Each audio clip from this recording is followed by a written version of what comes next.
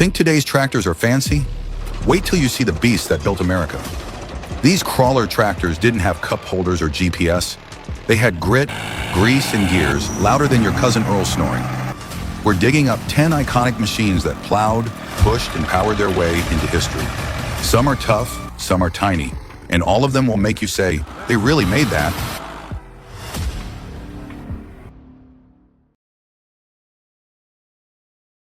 ATC Teratra GT30. Meet the ATC Teratra GT30, the underdog of the crawler world, or as your grandkids might say, the fun size of farm machinery. Built between 1951 and 1954, this pint-sized powerhouse was proof that great things come in small, tank-treaded packages. Weighing just 4,471 pounds and measuring a cozy 96 inches long, this crawler could squeeze into tighter spots than Uncle Earl at a buffet line. Don't let its size fool you. Under the hood was a feisty 2.3-liter, four-cylinder Continental gas engine, packing 25 tested drawbar horsepower. Sure, that won't win a tractor pull, but it'll get the job done without scaring the chickens or the neighbors. With 3 forward gears and 1 reverse, this was a keep it simple, sweetheart kind of machine. Perfect for light farming, landscaping, or making your buddies jealous at the antique tractor show. Its mechanical steering and brakes gave you that direct, gritty control. No fancy hydraulics here, just you and your trusty steel steed against the world, or maybe just a stubborn patch of clay. The Teratra GT30 didn't need to be the biggest to be iconic. It earned its stripes by being small, scrappy, and surprisingly capable. You won't believe it existed because it looks more like a toy than a tool. But make no mistake, this little crawler meant serious business. Well, folks, if that didn't bring back some diesel-scented memories, we don't know what will. From mighty monsters to pint-sized powerhouses, these crawler tractors remind us of a time when machines were built to last and looked darn good doing it. Whether you grew up riding one or just admire their rugged charm, one thing's for sure, they don't make them like this anymore. But maybe that's a good thing for your back. International Harvester TD14. If tractors had action movie roles, the International Harvester TD14 would have been the one that blew up the villain's lair, then calmly lit a pipe and drove off into the sunset. Born in 1939 and sticking around until 1958, this 17,500-pound monster didn't just pull, it conquered. With over 50 tested drawbar horsepower and 61 on the belt, the TD14 was what farmers called muscle with manners. But here's the kicker. It started with gasoline, then switched over to diesel like it was doing a magic trick.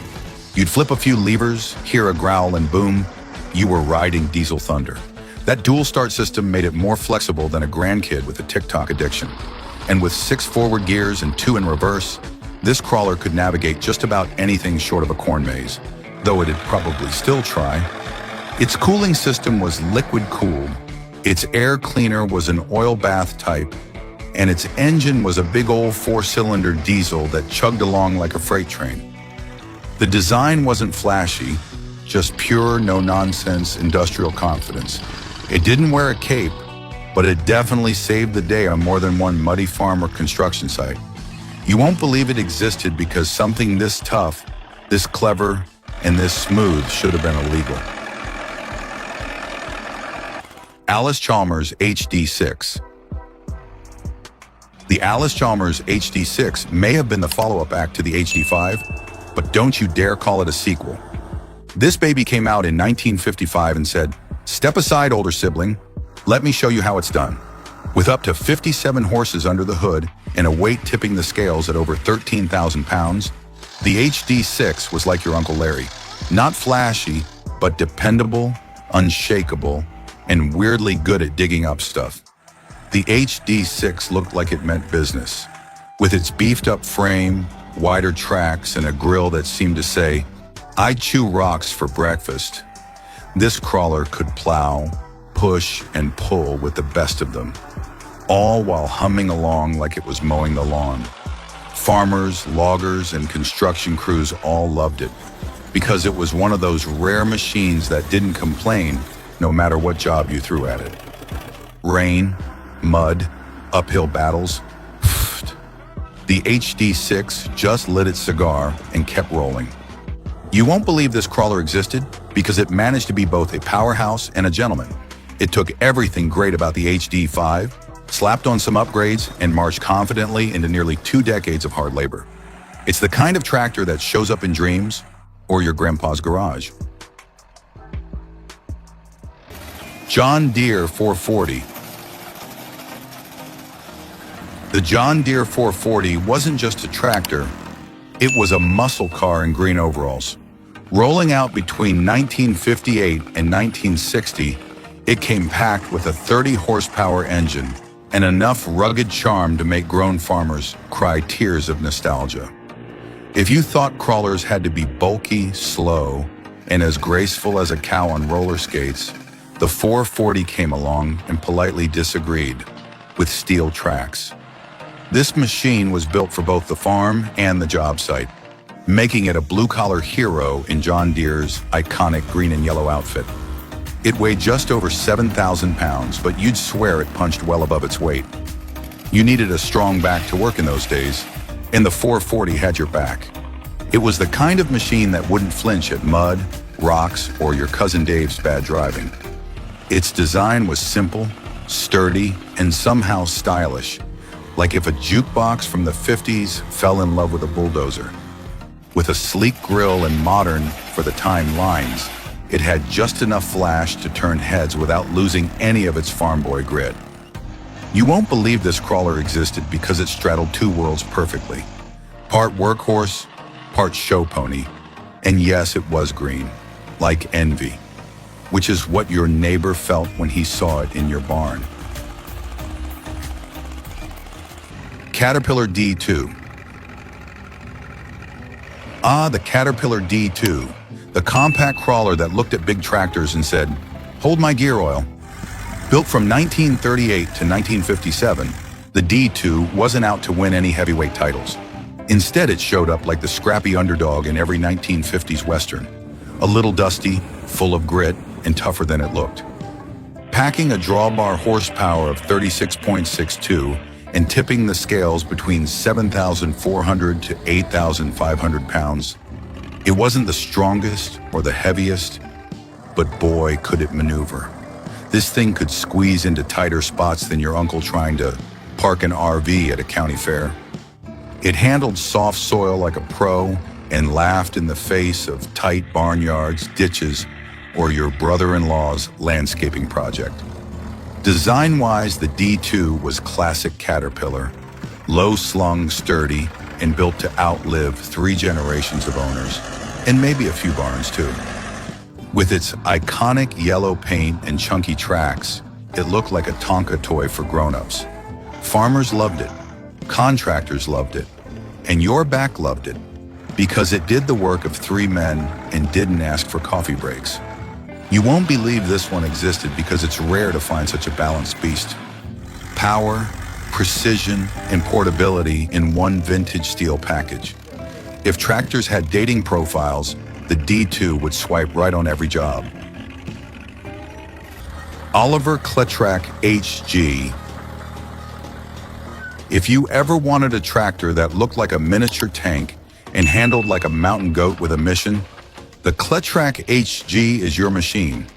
Built between 1939 and 1951, this little crawler had all of 22 horsepower on a good day, which doesn't sound like much until you realize it could climb hills like it had something to prove. Farmers and foresters adored it. Why? Because it was light, nimble, and could wiggle its way into tight spots where bigger tractors just gave up and cried hydraulic fluid. It was basically the Swiss Army knife of the crawler world. Small enough to avoid trouble, tough enough to handle it. Now let's talk design. The Cletrac HG looked like someone shrunk a Sherman tank and gave it a plow. Narrow, low to the ground, and sturdy as a barn beam, it could cut through rough terrain without breaking a sweat. If it had a catchphrase, it'd be, "Don't worry, I got this." You won't believe this one existed, not because it was flashy, but because a crawler this compact and charming managed to do the work of machines twice its size. It's the tractor version of that wiry uncle who still chops wood at 75. Small package, big results, and somehow always wearing International Harvester TD9. Say hello to the TD9, a tractor so clever it couldn't decide between gasoline or diesel, so it used both. Produced from 1939 to 1956, the International Harvester TD9 was the hybrid of its time. Long before hybrids were cool, it started on gasoline, warmed up like your grandpa's old knees, and then switched over to diesel for the real heavy lifting. Efficiency? Check. Ingenuity? Double check. Magic? Possibly.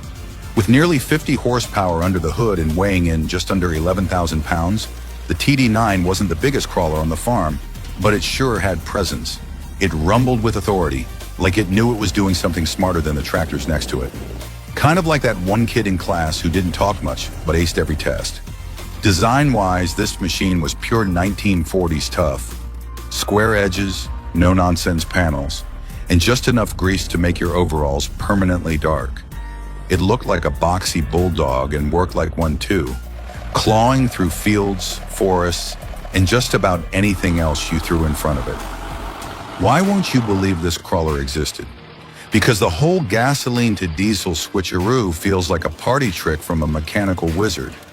And because it's proof that even 80 years ago, engineers were saying, why not both? John Deere MC. If the Caterpillar 60 was the king of the jungle, then the John Deere MC was the clever little mongoose, small, feisty, and way too useful to ignore. Rolling off the line between 1949 and 1952, the MC was John Deere's first attempt at a crawler tractor, and boy did they nail it.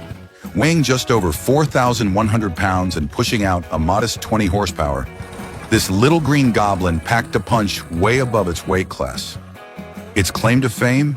It was basically a Model M on tracks. That's right. Deere took a wheel tractor, slapped some crawler tracks on it, and said, let's see what this baby can do. The result?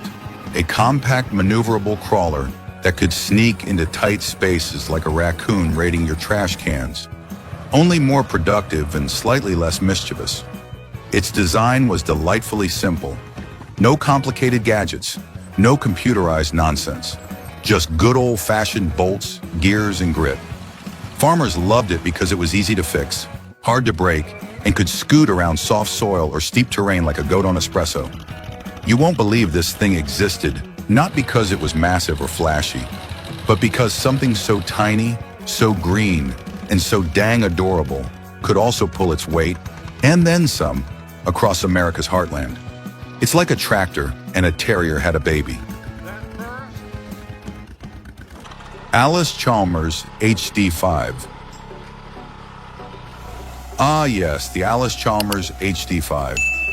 Introduced in 1946, right when America was swapping war boots for work boots, this little crawler showed up like, hey folks, need something tough, cheap, and not afraid of a little mud? At around 10,500 pounds, it wasn't the biggest brute in the shed, but it was scrappy, like the underdog in a boxing movie who wins with heart and a diesel engine. Speaking of engines, the HD5 was one of the first small tractors to run on diesel, which back then was a bit like putting rocket fuel in your lawnmower. It made about 30 drawbar horsepower, which doesn't sound like much until you remember that Grandpa once plowed 40 acres with it and only took one coffee break. Its design was classic post-war practical. No fluff, no chrome, just solid orange steel and a seat that might have doubled as a torture device. It was rugged, no nonsense, and affordable. So affordable that farmers called it the people's crawler. Seriously, it was like the Volkswagen Beetle of bulldozers. Why won't you believe this thing existed? Because it looks like something built in a garage by a genius uncle with leftover tank parts and a mission from God to till soil. And yet it worked really well. Caterpillar 60. Back in 1925, when flapper dresses were in style and radios were the hottest tech on the block, the Caterpillar 60 roared onto the scene like a mechanical T-Rex. This wasn't just a tractor. It was a 19,000-pound iron beast with the raw power of 73 horses galloping in unison. Farmers didn't just use it, they respected it. Heck, some probably feared it. If you saw this thing chugging across a field, you didn't ask questions, you got out of the way. Its secret weapon? A rock-solid, reliable build that made it the gold standard of agricultural and industrial power. No frills, no nonsense, just pure diesel-breathing muscle. And that design? All exposed gears and rivets, like a locomotive that got lost and decided to plow a wheat field instead. They say it helped build America. And you know what? They're probably right. You won't believe it existed, not just because of how massive it was, but because today it looks more like war machinery than a farm tool. It's the kind of tractor that makes modern machines look like souped-up lawnmowers. And if you've ever tried to parallel park a minivan, imagine doing it with this behemoth, with no power steering, in the mud, uphill, both ways. It's a miracle our grandparents didn't all have biceps like prize fighters.